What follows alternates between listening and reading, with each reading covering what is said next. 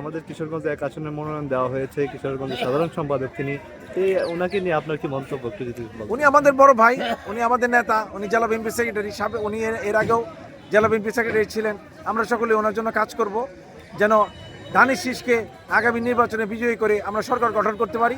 কিশোরগঞ্জকে একটা শক্তিশালী 1991 সালে যে বিএনপি যে 5টা সিট পেয়েছিল, ইনশাল্লাহ আমরা আশা করি এবার 5টা না 6টা আসনে, আমরা 6টা আসনই ইনশাল্লাহ আমাদের দখলে আসবে এবং আমরা একটা শক্তিশালী সরকার গঠন করে জনাব তারেক রহমানকে আমরা ইনশাল্লাহ আগামীর প্রধানমন্ত্রী হিসেবে ইনশাল্লাহ আমরা সেই রাস্তা সুগম করব। অভূতপূর্ব সাড়া পেয়েছি বেগম খালেদা জিয়ার প্রতি যে মানুষের ভালোবাসা, অকৃত্রিম ভালোবাসা, এবং এই ওনার রাজনৈতিক খারাপ দিনে মানুষ উদাত্তভাবে এগিয়ে এসেছে, অভূতপূর্ব সাড়া দিয়েছে। দোয়া মাহফিলে অনেক মানুষ হয়েছে, আমরা যা আশা করেছিলাম তার থেকে বেশি মানুষ হয়েছে এবং সবাই হাত তুলে দোয়া করেছে। সারাদিন ব্যাপী কোরআন খতম হয়েছে। আমি আশা করি এদের বদৌলতে হয়তো সৃষ্টিকর্তা বেগম খালেদা জিয়াকে ক্ষমা করে দিবেন এবং আমাদের মাঝে ফিরিয়ে আনবেন এবং বাংলাদেশ একটা স্থিতিশীল বাংলাদেশ আমরা সামনে পাবো ইনশাল্লাহ আশা করি। আপনি তো মনোনয়ন প্রত্যাশী ছিলেন, আপনি মনোনয়ন পেলেন না।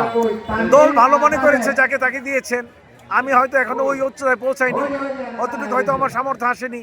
দল আমাকে হয়তো, এই জন্য আমি ভাবছি যে নেক্সট টাইম আমরা আবার ট্রাই করবো, তখন হয়তো নিজেকে আরও যোগ্য এবং আরও সামর্থ্যবান হিসেবে প্রমাণ করবো। হয়তো তখন হয়তো দল আমাকে বিবেচনা নিবে এবং আশা করি সামনের নির্বাচনে হয়তো আমাকে মনোনয়ন দিবে। এখন আপনি কি ভাবছেন এই নির্বাচনকে সামনে নিয়ে? নির্বাচনে তো এখন যেহেতু বেগম খালেদা জিয়া অসুস্থ, বিএনপি ভারপ্রাপ্ত চেয়ারম্যান উনি দেশে আসতে পারছেন না, সব কিছু নিয়ে কিন্তু একটা অস্থিরতা, অনিশ্চয়তা এবং মানে আমরা প্রেডিক্ট করতে পারছি না ভবিষ্যৎ অ্যাকচুয়ালি কী হবে, কতটুক স্থিতিশীল, কতটুক গ্রহণযোগ্য, কতটুক মানে আইন শৃঙ্খলা পরিস্থিতি কেমন থাকে, সব কিছু মিলে একটা ধোয়াটে একটা পরিবেশটা আমরা সকলে কিন্তু আজ করতে পারতেছে না। যে যত মেধাবী হোক, যার যত বড় সম্পর্কিত হোক, কোথায় যেন একটা অজানা মানে একটা কিন্তু আছে, সেই কিন্তুটা কিন্তু আমরা এখনো বের করতে পারছি না। তবে আস্তে আস্তে ক্লিয়ার হয়ে যাবে ইনশাল্লাহ। সেখানে বেগম জিয়ার সুস্থতা সবচেয়ে বেশি গুরুত্বপূর্ণ বলে আমি মনে করি। যাকে আমাদের কিশোরগঞ্জে এক আসনের মনোনয়ন দেওয়া হয়েছে, কিশোরগঞ্জের সাধারণ সম্পাদক তিনি। ওনাকে নিয়ে আপনার কি মন্তব্য একটু যদি বলেন? উনি আমাদের বড় ভাই, উনি আমাদের নেতা, উনি জেলা বিএনপি সেক্রেটারি সাবেক, উনি এর আগেও জেলা বিএনপি সেক্রেটারি ছিলেন। আমরা সকলে ওনার জন্য কাজ করব, যেন ধানের শীষকে আগামী নির্বাচনে বিজয়ী করে আমরা সরকার গঠন করতে পারি। কিশোরগঞ্জকে একটা শক্তিশালী 1991 সালে যে বিএনপি যে 5টা সিট পেয়েছিল, ইনশাল্লাহ আমরা আশা করি এবার 5টা না 6টা আসনে, আমরা 6টা আসনেই ইনশাল্লাহ আমাদের দখলে আসবে এবং আমরা একটা শক্তিশালী সরকার গঠন করে জনাব তারেক রহমানকে আমরা ইনশাল্লাহ আগামীর প্রধানমন্ত্রী হিসেবে ইনশাল্লাহ আমরা সেই রাস্তা সুগম করব। আজকে কত মানুষের আয়োজন করেছেন? হাজার হাজার আমরা আয়োজন করেছিলাম অ্যারাউন্ড 5000, আরও আমরা 2000 মানুষের জন্য আলাদা মিষ্টির ব্যবস্থা করেছিলাম।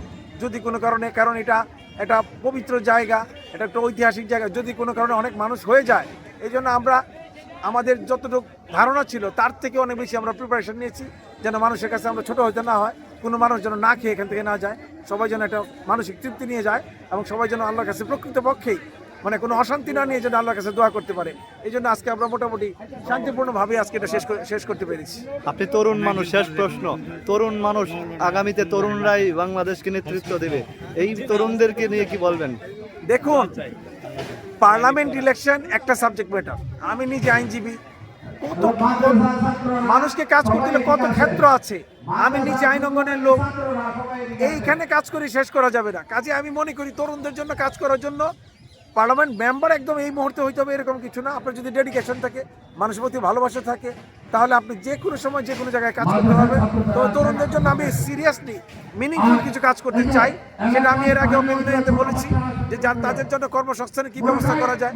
অ্যাটলিস্ট কিছু ভাষা ইনস্টিটিউট আমরা করব, যেমন জাপানি ল্যাঙ্গুয়েজ, ইংলিশ ল্যাঙ্গুয়েজ, আরবি ল্যাঙ্গুয়েজ, এই ল্যাঙ্গুয়েজের জন্য একটা ভাষা ইনস্টিটিউট করে দিল। এখান থেকে যেসব লোক বিদেশে যাচ্ছে, সে জাপানে যাক, ইংল্যান্ডে যাক, পাশ্চাত্যে যাক, কিংবা মিডল ইস্টে কাজের জন্য গেলেও সে ভাষা শিখে গেলে ওখানে মানুষের সাথে যোগাযোগ করতে পারবে এবং স্বাভাবিক মানুষের থেকে সে বেশি রোজগার করতে পারবে এবং আমাদের রেমিটেন্স প্রবাহ বাড়বে, আমাদের সমৃদ্ধ বাংলাদেশ তৈরি হবে। ধন্যবাদ। জি, আপনাকেও ধন্যবাদ।